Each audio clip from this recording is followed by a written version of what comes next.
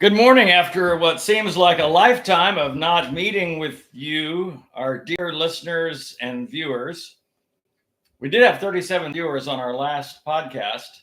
The muted one? The one that had no sound, which is interesting because that was probably the highest views we've ever had in our life. Well, it was really good. So our lip reading friends enjoyed it. Got some real. Well, and I thought it was funny that I had subtitled it, the assumptions that we make. Our key one being that the sound was working. In fact, right now I'm making that assumption. I don't know for sure. I'd like to say it's 50-50. I did go into settings and check and click to the microphone that is this microphone because it was thinking that was a microphone. That, Roger, is a camera. Okay, I know that. Artificial intelligence ain't as smart as you think it is. The IQ is about 3. I mean, it's just not, it's only so intelligent. No, every time I plug a microphone into my laptop, I have to go in and manually tell the computer it's not a speaker. It's not a speaker because it wants to use my microphone. It turns it into a speaker. It's input, output. That seems like a pretty simple thing to me. One's input, one's output. Right. I didn't ask you to change my speaker. I just plugged a microphone. Hey, I just saw your new glasses for the first time. I like those. I'm going for a new vibe. Well, I think it adds about 10 years of age to me. So I'm now in my 70s. No, it makes you look younger and more liberal. I mean, are you like moving toward the Rob Bell end of the spectrum now? Because you got the look. Rob and I are having dinner tonight. Yes. Okay. I'm helping him work on his next book. Oprah. Well, then I'll be meeting with Andy Stanley. I'm going to say, Charles, you ain't meeting with Charles Stanley unless you're going through Medium. Mom is currently talking to Andy Stanley. Charles. Raj. I'm all over the place. Okay, so our mother passed away since our last muted podcast. Yes, it actually basically 2 weeks ago today, essentially late at night. Yes, she. Okay, I was going to tell my story, but you kind of shot it now. You just took things way down. We're going to come back to Mom in just a minute. Okay? Well, no, just say, right. But yes, okay. Segue. Speaking of celebrities.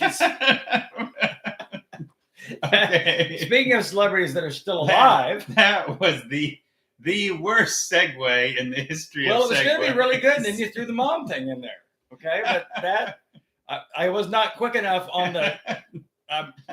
Who knew Roger was shooting from the hip today? He was going fast. Let's open with death. The new glasses really are they're going to change everything for you. So, all righty, Bruce. Speaking of what do you have for us today? Well, this Mr. is Celebrity Sighting. Such a great story. So I told this a couple of weeks ago, but no one heard it. None of you heard it because no, Bruce has so I'm like, I have to tell it again because it's so good, and I have to sound surprised once again. You do, yeah. So, and I want to see if you can pull it off. I'm not sure you can, but we're going to see if the new glasses will help. They will help because I don't. Because I'm younger. So several weeks ago, I'm flying back from San Francisco. Okay, now. I don't fly first class. I don't spend money on first class. I don't pay for first class. But I got a little bump from Comfort because they automatically give me Comfort. So I'll buy a main cabin. Wait. What's Comfort? Comfort class just means you got a lot more leg room. So is Comfort still back with the cattle, but you just have more room? Nope, you're up there. The cattle are back there. Okay. Okay. And then there's the cattle cars in the back. There's a midpoint that is like, well, not the horses. The horses are up front. Okay. Okay. There's a midpoint. What would that be? Like the mules? The mules? I don't know. They're strong. Yeah, the mules. Let's say the mules. I've never heard. So it's Comfort. So Comfort, so you have a lot more legroom. So you can literally cross your legs. In between. Mm-hmm. So you have main cabin, you have Comfort, and you have first class. I didn't realize we were going to give Roger a primer on airplanes. No. I haven't. No, when you fly LATAM, they don't. Okay. They have sort of premium economy, which is sort of like Comfort class, a little more legroom, but you don't get free drinks. But they don't have first class. You either have premium economy or economy. Okay. So there's no horses riding on LATAM. With Latin American Airlines, which I've flown them 4 times now. I realize I'm using them a lot. I never knew they existed. But back to the story. So I'm flying back from San Francisco to a group of people in the high Sierras. And I got bumped up to first class. So I'm like, this is awesome because this is like a 5-hour flight. I'm like, this will be great. I can get some sleep. Looking forward to it because it's the red eye. We're going back late at night. And that's probably the reason I got bumped, because there wasn't as many people on that flight. So get on the flight. I'm sitting up front in first class. And then a husband comes to me and says, hey, my wife's back there on row 5.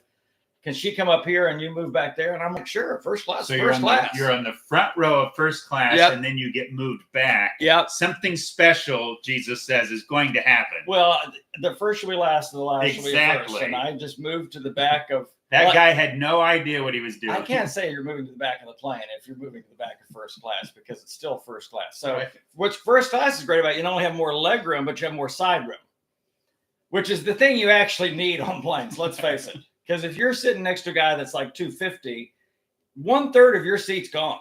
It's just, and it's not his fault. It's just, he can't, his arms are just out. I mean, it's just Right. like, you're like, There's some girth going on. right. You're just like, okay, so I'm in first class, got this huge thing.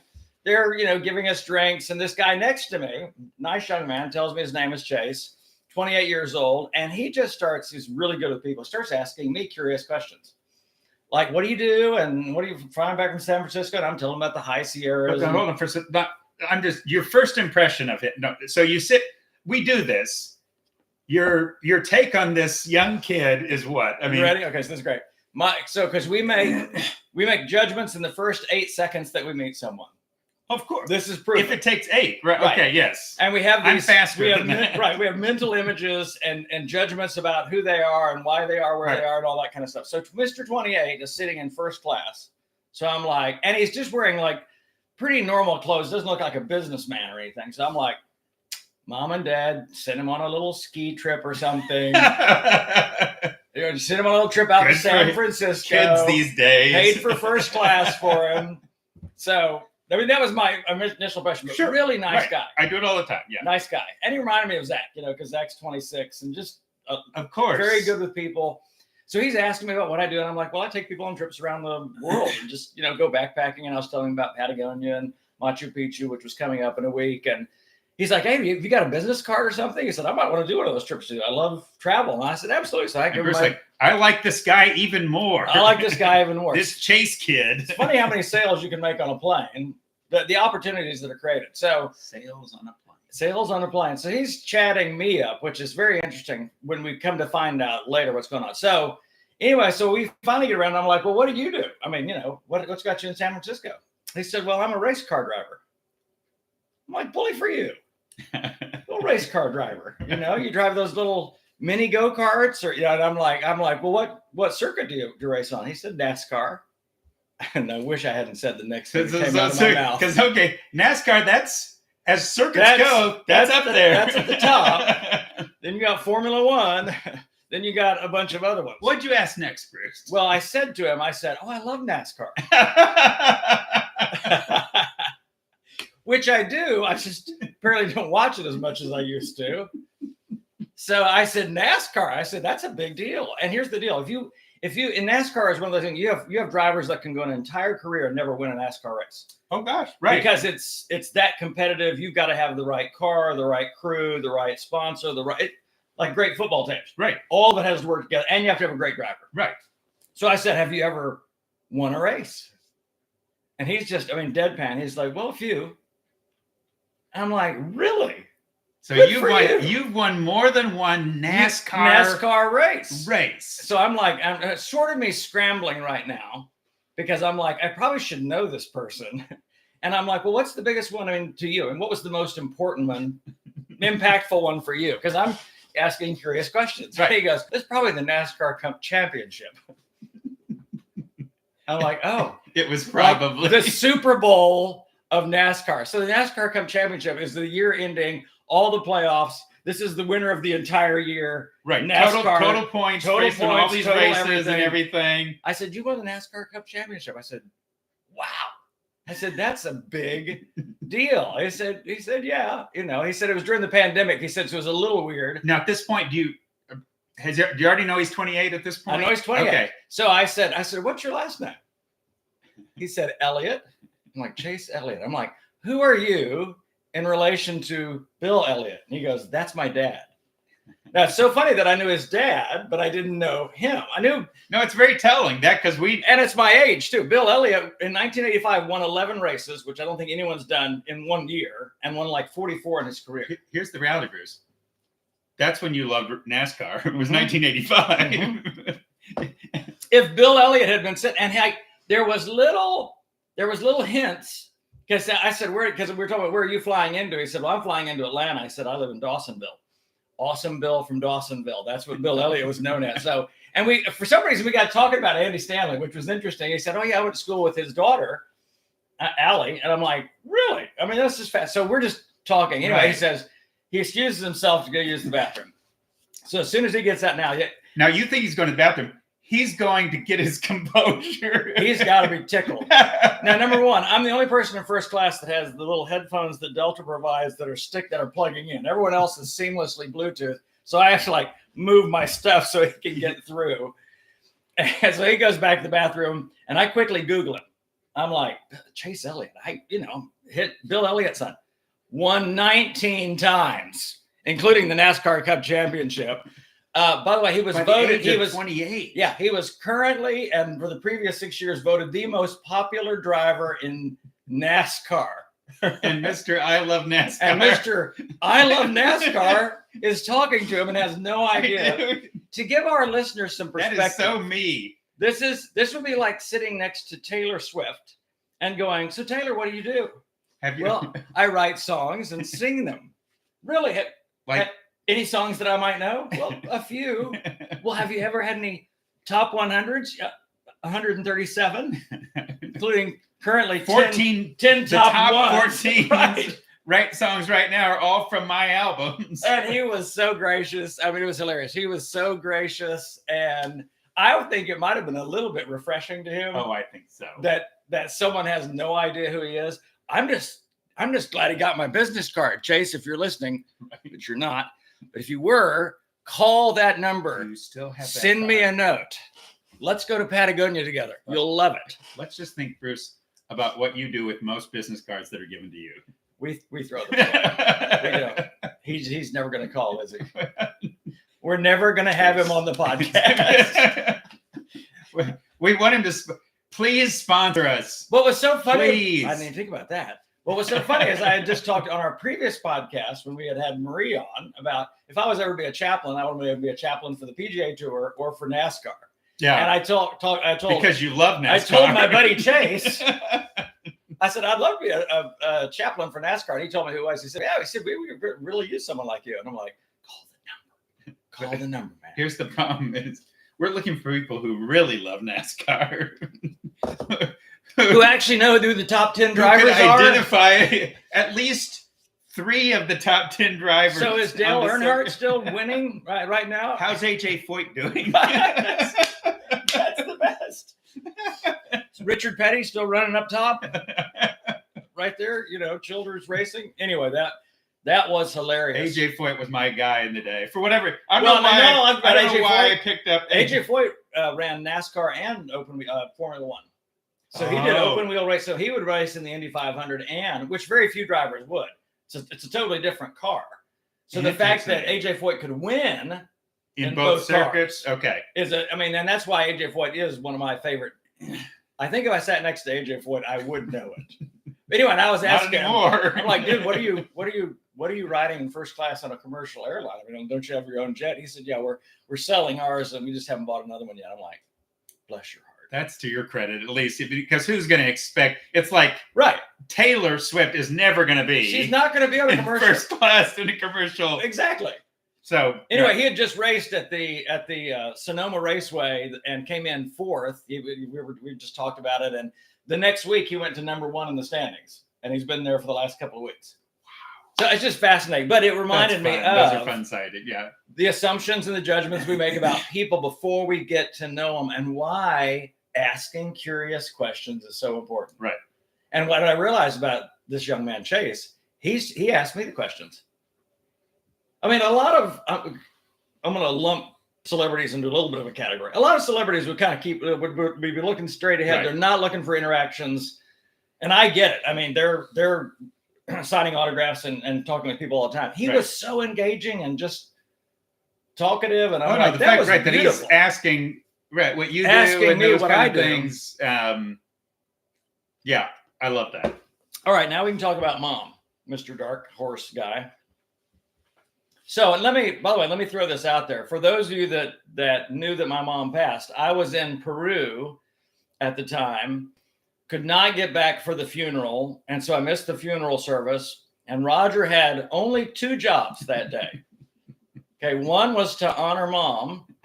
The other one was to explain to everyone at the funeral why Bruce wasn't there. I did one pretty Roger well. succeeded massively in the first, and the second one failed miserably. So all these people are like, where's Bruce? Shouldn't Bruce be here? Has Bruce been kicked out of the family? Because a lot of people thought for years, since I was so much with the black sheep, they're eventually just going to kick him out. Right. They've done it. You are not invited to Mom's funeral. I'm sorry. Or I guess Bruce and Mom had a falling out, and they're not really. So he decided not to show up. Yeah, thanks, Raj. That was as I watched the funeral, because it was so great that people recorded the service. But I'm like, there was a marked absence of Bruce there. In fact, I got so tickled when Faith was doing the obituary. This is our cousin, and she was reading through, survived by, and she goes, Roger and Joy, David and Doreen, Marlena, and she skipped a beat, Bruce. And I'm like, come on, guys, God was giving you the signal. I'm like, it's like I wasn't even in the room, which I wasn't. But I'm working on a memorial right now. This is my mom that I'm going to do on Facebook Live. That's just what I would say at Mom's funeral if I had been there and had Roger told people that I was not there because I was in another hemisphere. I think that would have been helpful. But that's okay. The haters are going to hate, aren't they, Roger? No, it's just that you left literally the day before all the wheels came off. Yep. You leave on a Tuesday, and it was 2 weeks ago today when those wheels. So it was 2 weeks ago today that, Mom was in the hospital. She had a medical event a couple days earlier, but on that Wednesday they had moved her in a regular room. We're keeping her for observation a couple more days, and then late that afternoon has another medical event, an internal bleed, and then it just spiraled, boom, boom, boom, boom, boom, boom, literally until 11:30 that night. We're having the doctor saying there's not really anything else we can do. From a regular room at 5 o'clock in the afternoon, 6 hours later, we've done all we can do. So things went very, very fast. And roughly 8 hours later, she's gone. Yeah. So that was very unexpected. And I had a lot of people texting me, even while I was in Peru, hey, I knew your dad had pancreatic cancer. Was this a surprise? And I'm like, yeah, we had no idea.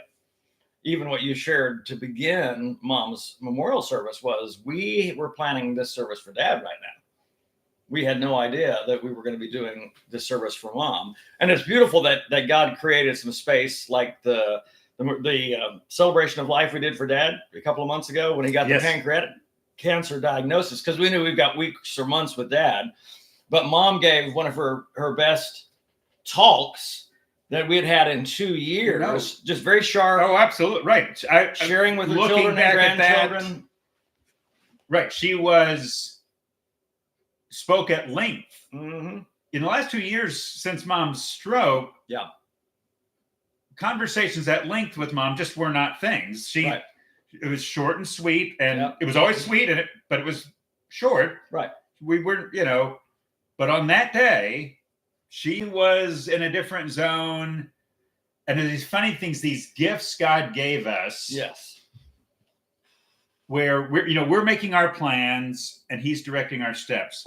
We think this thing's going on. We think we know this thing. We're even Father's Day this year, which we didn't even think Dad was going to make it to. Yep. We get to Father's Day and we're thinking, okay, this is this is our last Father's Day with Dad. We're going to be there. 5 of us siblings were able to be there.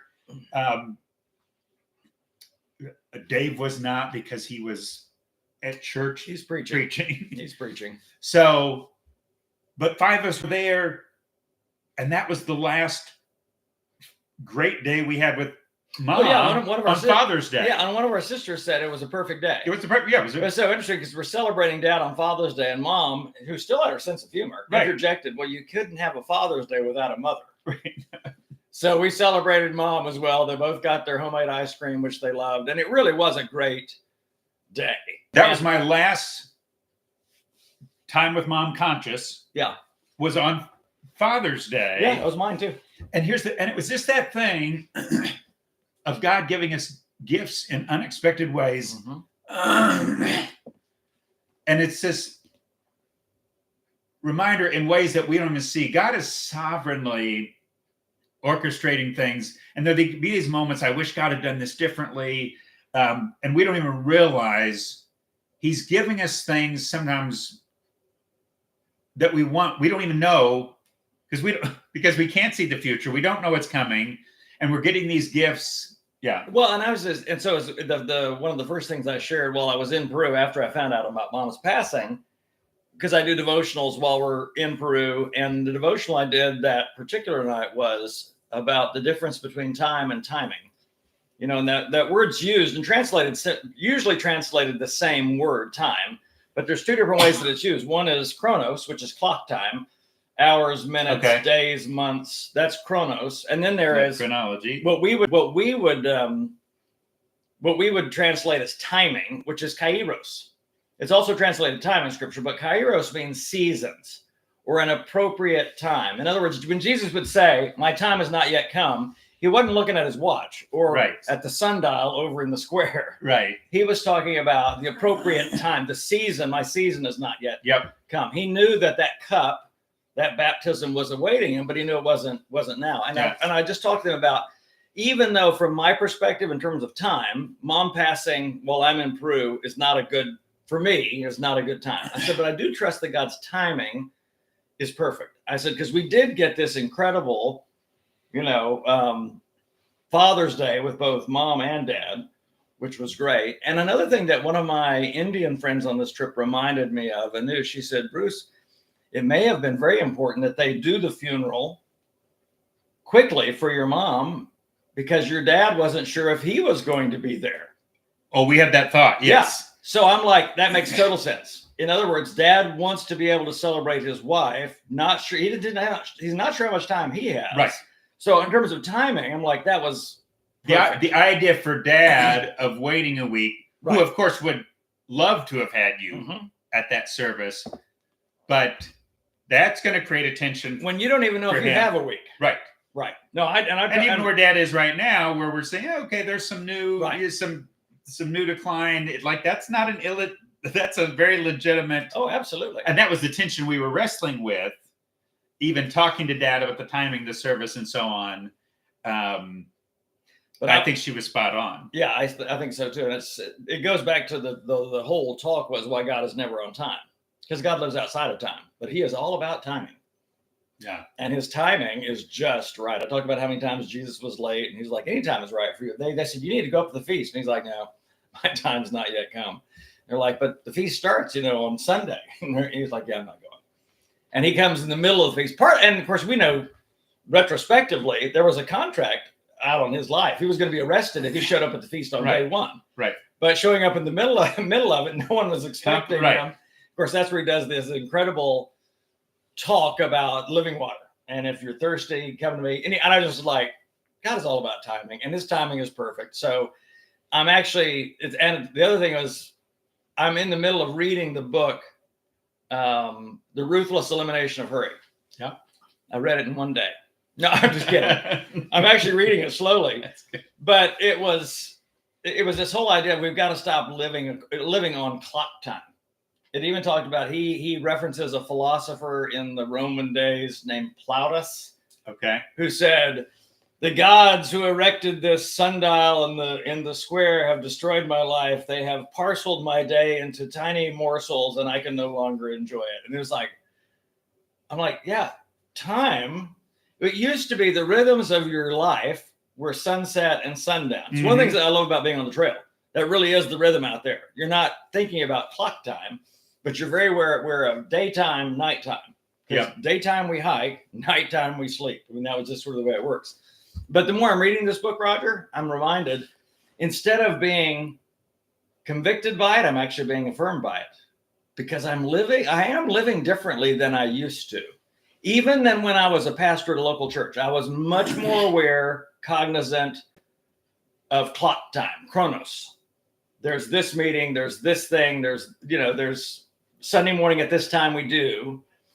And I think living on the farm, which is much more about daytime and nighttime. And in fact, Marlene and I are learning, particularly in the summer, you get your work done between 5 and 9 in the morning, and then between 6 and 9 at night.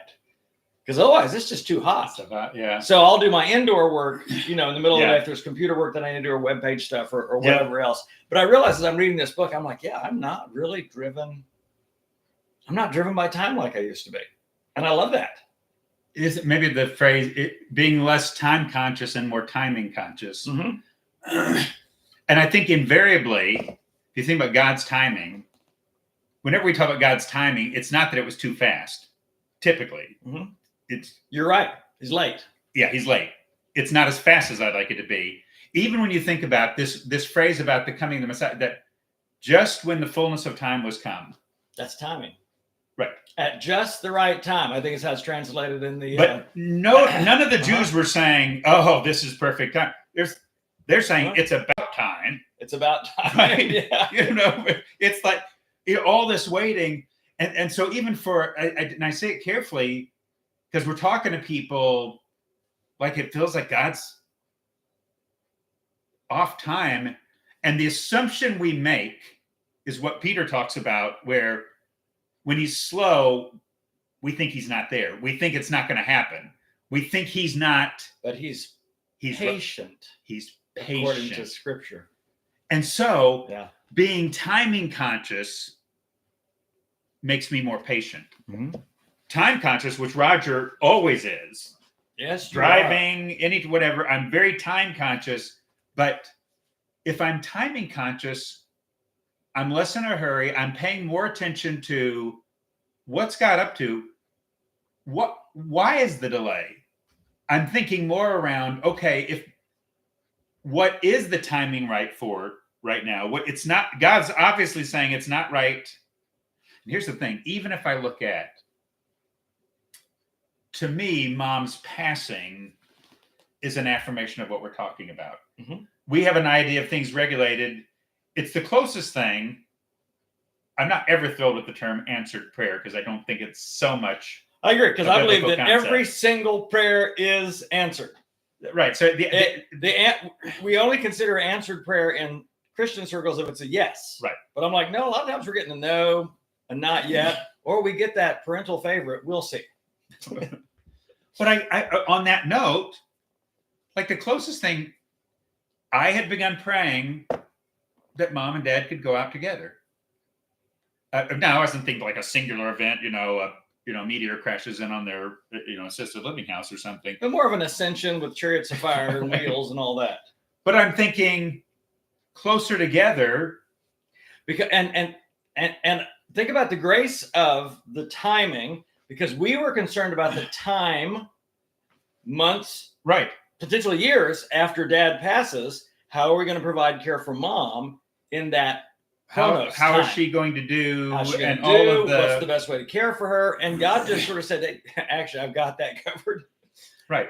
And it's so funny. I told Dad, because Dad and I we were still able to laugh. And Dad, because I said, Dad, I prayed all wrong going into my Peru trip. And he goes, really? I said, yeah, I was praying that you would hang on, that you wouldn't pass while I was in Peru. I said, I did not pray for Mom. I realized I should have been praying for Mom, and Dad just got tickled. It might have been a little too soon. I don't know, but it was true. I was praying. He's been spiraling ever since. I was praying. Well, I was praying that Dad would hang on until he got back from Peru because I wanted to be there for his funeral service, and I think I will be now, unless God answered that prayer. Well, yes, it was beautiful. He answered that. Yes. Yes. Well, think about all the prayers we don't even pray that God answers. Yes. I mean, like we're praying for how do we provide care for mom after dad passes, and God said, I've already said yes to that. That's covered. Got that taken care of. You guys are Jesus said it best. Don't worry about tomorrow. Tomorrow will take care of itself. Each day has its own trouble. I'm like, man, we do that. We get out here, and I'm a preacher for heaven's sake. And I get out here and I'm worried about things or concerned about things, and I'm just getting better. I'm not saying I'm there yet, but I'm just getting better about trusting timing. When I was praying this morning, I was just like, when I pray, I want your will to be done. I'm like, I really do want your will to be done. I said, because I trust you. I just try. I mean, it's sometimes I'm a little reticent to pray about certain things or for certain things. I'm like, I'm not that good with timing. God, you know what's best. Here's something that I want, or I'd like to experience, or I'd like to see, and I'm leaving that to you. And it's not that we shouldn't. Scripture is very clear that we should take all of our needs to God, all of our desires, all of our wants. But I think the older I get, I'm just really comfortable with God, whatever you want. Because I'm more comfortable with a growing realization, and I see this so much in the pages of the Bible, we're clueless about so many things. So many times where Jesus would end up saying, you have no idea what you're asking. And I think about how often I'm praying, I just think about that more. I think, God, is this one of these moments I have no idea what I'm asking? And I'm actually saying that more. Yeah. God, here's a thing that I'd like you to do. I think. Well, and isn't it beautiful? I think that's the time that maybe the Holy Spirit intercedes on our behalf. Yes. Okay. Father, what Roger's trying to say here is. We both know. We know we don't want that. He has no idea. Right. That's going to be we don't want that. He really doesn't either. So I'm going to break it to him. All right. Jesus, I want your help with this, but I'm going to break it to him so that he's able to come down to where and see it more from I just think of those times that God does give us a glimpse into, what was it? The story of Elijah and Gehazi, and they're being met with this army and it looks like certain death. And he's like, no, he prays that God open the eyes of my servant so he can see literally the supernatural armies of God. He said, this is not going to be a problem. There's physically what you can see is we are all going to die. And we assume what we see is the whole story. All that there is. We assume that we're seeing really clearly. Mm-hmm. I've had this fresh perspective getting new glasses, which have really helped my double vision. Have they really? Enormously. Well, they look so much better than the other ones. Well, because the other ones were from kind of the 80s, Raj. Let's face it. I got them from John Lennon. Yes. Did you give them back to this historical society when you were finished? No, I sold them on eBay for Pete's sake. It's huge. You actually could sell those. You're frightening. Oh gosh, you would make so much money. But no, it's just the comedy around looking back. I thought I could see more clearly than I actually could, because it's that moment you get the glasses on and finally get these glasses like, whoa, and realize how much I wasn't. Joy and I were sitting talking the other day. I'm saying, honey, your glasses look really, really nice. She said, you haven't been able to see them since I've had them the last several months. And sure, I'm looking, they say, I could see her eyes. And gosh, I had no idea it was that bad. I couldn't see what I wasn't seeing. And that is the story. If we just had that kind of humility, we're hearing somebody say something and they're obviously wrong, and we're just absolutely sure we're seeing it exactly like Jesus does. Peter correcting him, James and John asking for something, Job's friends, they're quite clear on what God is doing here. And even Job thinks he's pretty clear on God, and Jesus has to correct everybody. Well, and even the thing on timing, because even the early apostles, I think, because we're in time right now, we tend to think in terms of time. And I think that they believe that Jesus would return in their lifetime. Yes. In their lifetime. So they were the living, things he said. Right. They were living expectantly. Sounded like in this generation. But when I look at the whole of Scripture, I'm like, all right, so Genesis 3, the promise of the Redeemer is made that is going to crush the serpent. And they're probably thinking, well, sometime in our lifetime. Roger, it's 4,000 to 5,000 years later, at just the right time that Jesus shows up. Now think about that. 4,000 or 5,000 years. Now, That's God time. that's God time. So That's when you think timing. about when will Jesus return? Well, it could be today, or it could be 3,000 more years from now. Right. Because we That's just don't great know. point. No, that's a great point. And I'm like, that's why we trust God. We should live expectantly. We should live as though Jesus is returning now, but we don't know that time. Right. It's funny. Even Jesus said that's his human state. He's like, yeah, I don't even know the timing on that one. Right. That is the timing that is is up the to God. Father's. Right. I'll just go when he lets me know, but he's not. Well, I'm hearing trumpets. It's the time. Right. And that's what we want.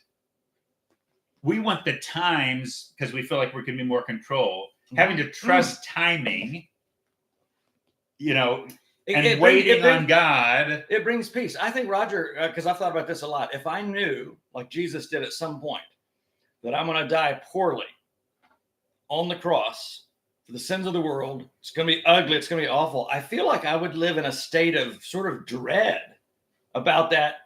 Jesus did not. He would just say all the time, my time has not yet come. But he felt the weight. This is interesting. I think there were these moments, of course, certainly the garden moment. Right. But there seemed to be these other moments where I have a baptism to undergo. And right. And he'll how distressed I am until it is fulfilled. Even where he's bringing up you want to say my right hand, left, do you know what you're asking? Do you know? Because this is all a reminder about what the cup is. And their answer was, oh yeah, we're good to go. All good. Whatever cup you're talking about, we are good. We to go all with in. that. Yeah. All in. And he says, well, all right, boys, you will indeed drink of that cup. Don't think it's the cup you think it is, though. But the right hand, left hand, that is not up to me. That's God's. Yeah, he'll let you and me know when he's. But there's such a peace in knowing. In other words, as long as God told me before, because when I felt depressed and even suicidal, like I want to just go home. I just want to go home. I feel despair. God reminds me, Bruce, hey, as long as you're breathing, I got work for you to do. That's a timing issue. I'm like, I am convinced that I cannot leave the planet a moment before God wills that. So there's just peace in that. I could die tomorrow. Yep. I could die today. But I don't have to worry about that. That's all in God's timing. But I do need to, in this seat, redeem the time. However much time that I have, which is an undisclosed, undetermined amount of time, I want to steward that well. And that's something that's a whole nother podcast. All right. But that is make the most of today, follow God today, regardless of whether your questions about timing on anything have been answered, when or where or what. Nope. I'm just going to trust today. I'm not going to, because this hasn't happened. I've asked God for this thing and it hasn't happened. Then he can't be trusted. No, it's more. No, he's good. So there's a reason.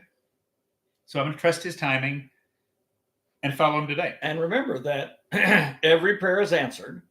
It's just sometimes answered with a no, or a not yet, or a we'll see, and sometimes a yes. I guess. Was that our ditty for the end? More or less. I will say this, Raj. If the sound didn't work, we're going to immediately restart live. We're going to do it again. I don't think we are. I think we are. End Pastor's out. stream. That's what it says.